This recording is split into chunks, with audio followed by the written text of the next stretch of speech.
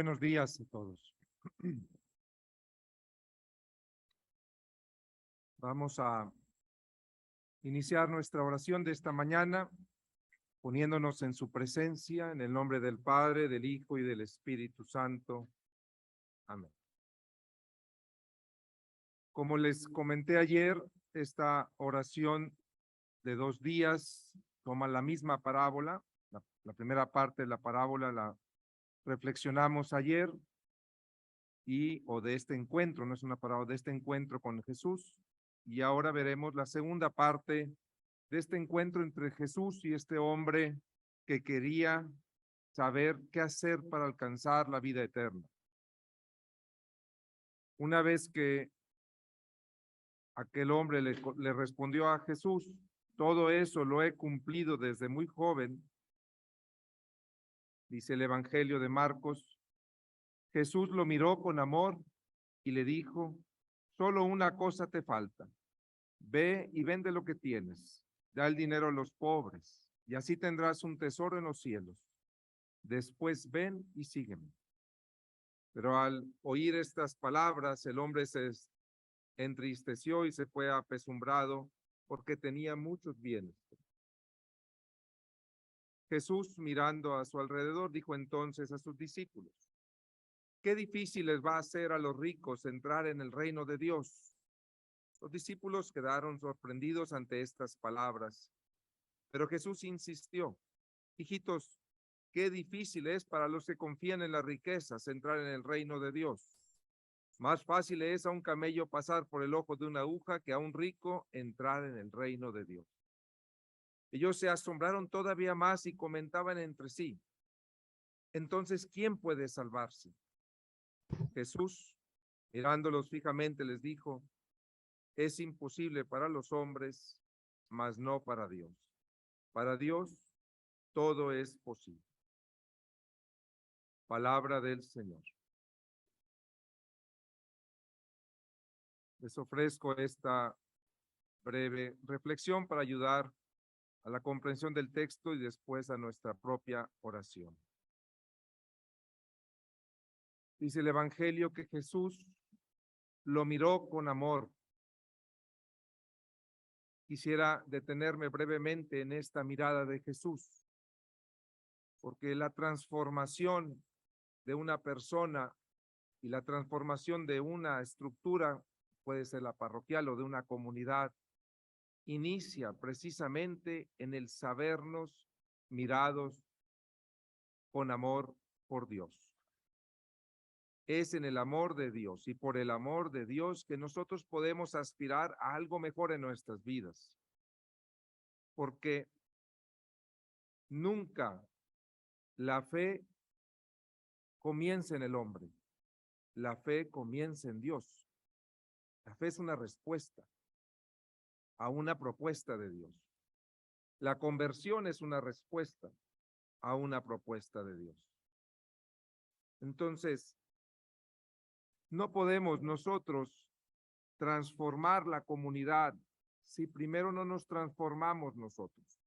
Esta famosa conversión personal para poder alcanzar la conversión pastoral. Para que nosotros, de igual manera, podamos transformar la comunidad parroquial o transformar cualquier comunidad, tenemos que seguir la misma pedagogía de Dios. Atrevernos a mirar la comunidad con amor. Normalmente la vemos con críticas. Es que son muy flojos, es que nadie participa, es que... Y si vamos a empezar por ahí, entonces no vamos a hacer más que obra humana. La obra de Dios comienza en el amor. Por eso, mirar con amor es el gran misterio de fe en el que Dios nos introduce. Mirar como Cristo miró a Mateo, por ejemplo. ¿Qué miró Cristo en Mateo? ¿Un publicano y traidor o un hijo de Dios y un apóstol? ¿Qué miró en el paralítico cuando le dijo, ponte de pie, perdonando sus pecados? ¿Qué miró en Pedro cuando le dijo, Pedro, ¿me amas? ¿Miró a un traidor o miró a su discípulo que quería convertir en apóstol? La mirada es la clave para transformar la persona, la comunidad y la parroquia. Por eso la transformación comienza en la contemplación de la obra de Dios en la comunidad. Dice el Papa Francisco, nuestro compromiso no consiste exclusivamente en acciones o programas de promoción y asistencia. Lo que el espíritu moviliza no es un desborde activista, sino ante todo es una atención puesta en el otro, considerándolo como un consigo. Y continúa, con esta atención amante se inicia la verdadera preocupación por su persona, a partir de la cual se puede buscar efectivamente el bien para él. Y quisiera invitarlos a quedarse con esa palabra, atención amante, pensando en las comunidades parroquiales o pastorales en las que ustedes trabajan. Habiéndolo mirado con amor, Jesús le dice, solo te falta una cosa. Ve y vende lo que tienes, da el dinero a los pobres y así tendrás un tesoro en los cielos. A mí me llama la atención el solamente te falta una cosa. Oigan, si a mí me dicen, solamente te falta una cosa para llegar al cielo, digo, ay, no voy tan mal, ¿eh? Es decir, él era un buen israelita. Era un israelita fiel. Era un israelita que trataba de mantenerse cercano a Dios. Sin embargo, Jesús sabe que le falta dar un paso más. Ayer hablamos que era una fe autorreferencial. Yo me quiero salvar. Y ahora Jesús lo invita a una conversión más profunda. Es decir, ¿qué significa la palabra conversión? A dar un giro. Conversión a la derecha, ¿se acuerdan en los escoltas, no? Conversión, bueno, girar. Jesús lo que le está pidiendo es girar. Solo te falta una cosa. Girar tu mirada y quitarla de ti mismo y ponerla en el prójimo. Si las parroquias se dejaran de mirar a sí mismas y vieran lo que está a su alrededor, entendieran el camino de su conversión. A mí me llama la atención que ahora que hemos estado visitando las parroquias, perdón que haga este paréntesis, pero creo que es importante, me decían algunas, pues teníamos un comedor, repartíamos 100 comidas 3 veces a la semana, pero con la pandemia pues lo cerramos. Y yo, no, era exactamente al revés. Por la pandemia tenían que estar abiertos. ¿En quién estaban mirando al cerrar ese comedor? ¿A ellos o al prójimo? A ellos. La conversión empieza cuando empezamos a mirar al prójimo. Eso es lo que le está pidiendo Jesús a este hombre. Es la conversión hacia el prójimo, el giro hacia el prójimo. Pasar de una fe vivida autorreferencialmente a una fe vivida desde la gratitud y el peregrinaje continuo, que incluya al prójimo como el centro de nuestra vida. Descentrar la mirada de nosotros y ponerla en el prójimo, como el buen samaritano. A un lado de ese hombre, ¿se acuerdan de la historia del buen samaritano? No la tengo que repasar. A un lado de ese hombre golpeado, descartado, si lo quieren poner en palabras actuales, pasaron 2 hombres fieles a Dios, un sacerdote y un levita, fieles a Dios en una fe autorreferencial, porque lo único que les importaba era estar bien con Dios. Y Jesús lo que le está diciendo a este hombre es, para llegar a Dios hay que pasar por el prójimo. Es el camino al cielo, no hay otro. ¿Cuánto le cuesta a las parroquias cambiar sus estructuras, sus horarios y sus costumbres? ¿No será porque no están mirando al prójimo, sino a sí mismas? Con todo el respeto, poner un horario de 11 a 1 y de 5 a 6 o de 4 a 6, ¿verdad? No es pensar en el prójimo, es en pensar en el horario más cómodo para la secretaria o el sacerdote. Si tan solo supiéramos que la fidelidad implica un éxodo constante. El Papa Francisco ha hablado de esta espiritualidad del éxodo.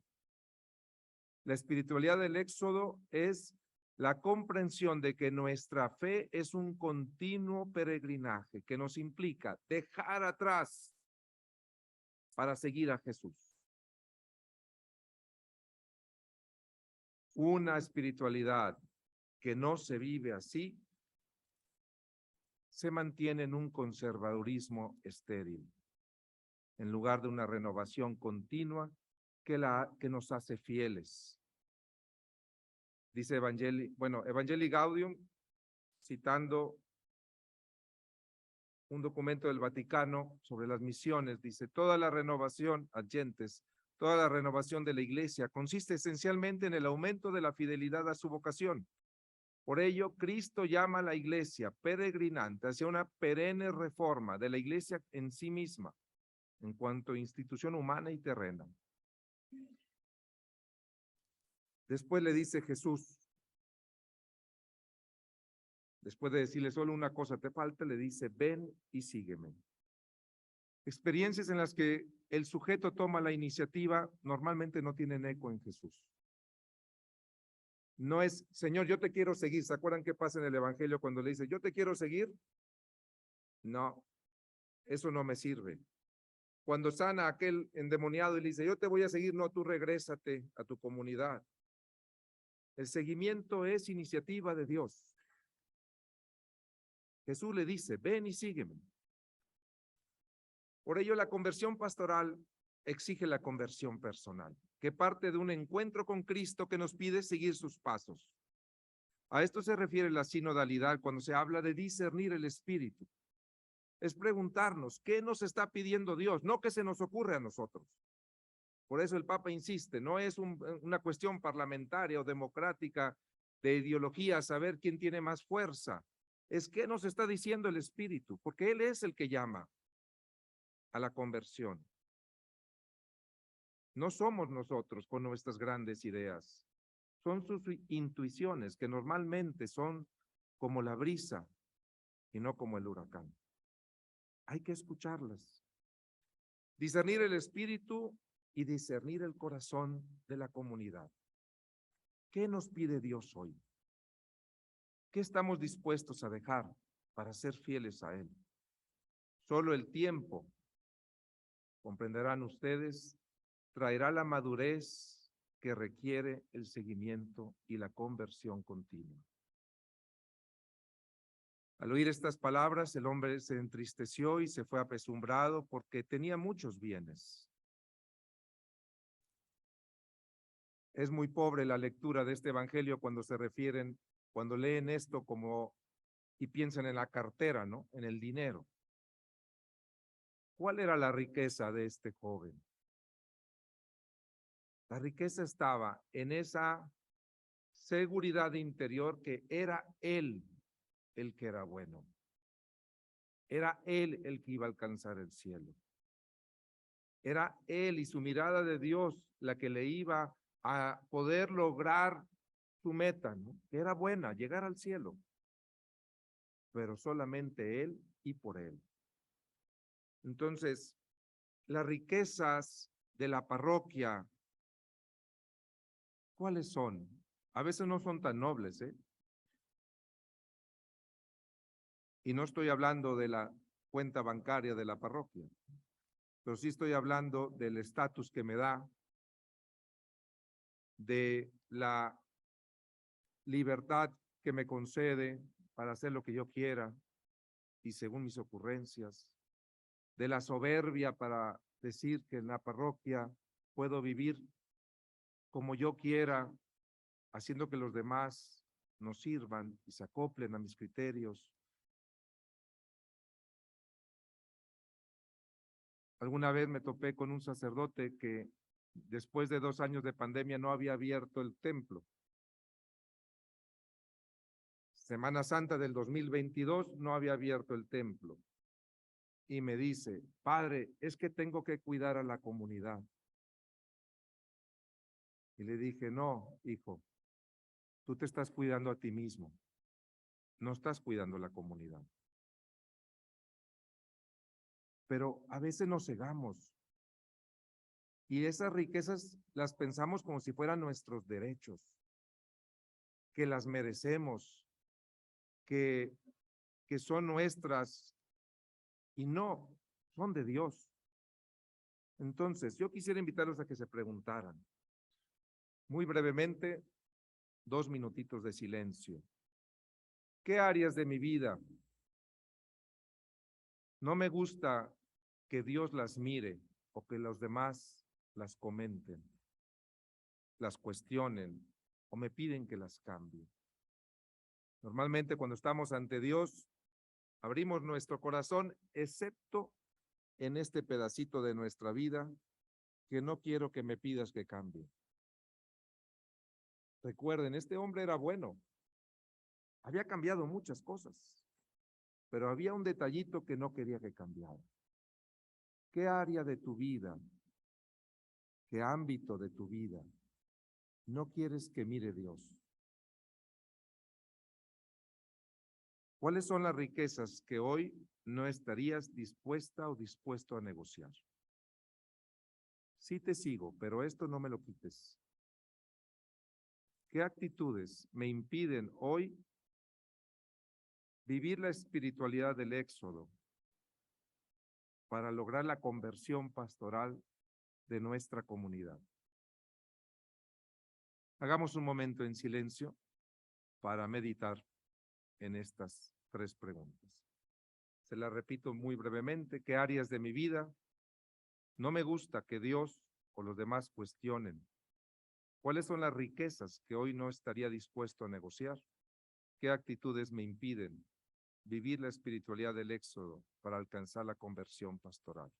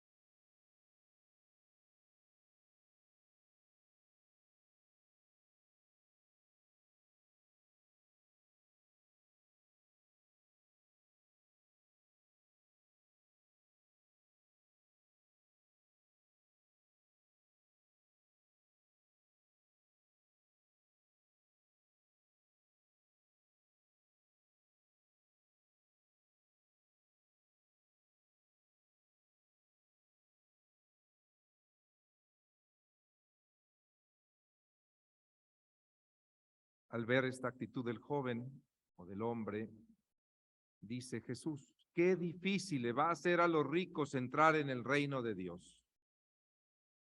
Y dice el Evangelio que los discípulos se asombraron todavía más y comentaban entre sí, entonces, ¿quién puede salvarse? Jesús, mirándolos fijamente, les dijo, es imposible para los hombres, mas no para Dios. Para Dios todo es posible. Qué difícil es vivir una conversión continua, personalmente. Pero más difícil es vivir una conversión continua como iglesia. Mucho más difícil. Porque son muchas las voluntades y es dificilísimo ponerlas en sintonía. Uno diría, basta ser papa para cambiar la iglesia. Pregúntele a cualquiera de los papas si ha podido hacer lo que él pensaba Dios le pedía. No. La iglesia no está en manos de nadie. Está solamente en manos de Dios. Él es el único que puede cambiar la iglesia. Los hombres balbuceamos, intentamos, pero si no somos conscientes que es Dios el que va a cambiar el corazón, si no somos conscientes de eso, entonces no vamos a la oración. Es en la oración donde encontramos la fuerza para que Dios nos transforme.